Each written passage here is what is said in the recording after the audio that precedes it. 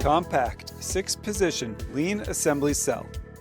This 6-position sub-assembly cell was designed to feed products at the point of use on the final assembly line. A major constraint was very limited floor space, which dictated a very compact design.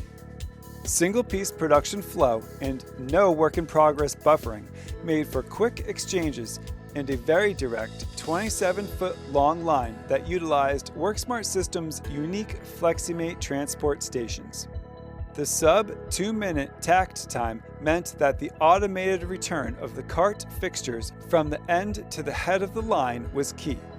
To meet the tight space requirements, our design integrated 2 lift stations that did double duty as vertical lift units and workstations. The VLUs worked in conjunction with the powered lower return track for cart fixture flow. The assembly process required custom fixturing of the FlexiMate transport carts to build mixed model versions of a 100+ pound product. Our rugged cart design incorporated a rotating top and color-coded details to poka-yoke the mixed production. To further facilitate assembly, production, and ergonomics, a tilt function was built into a station and had numerous safety features.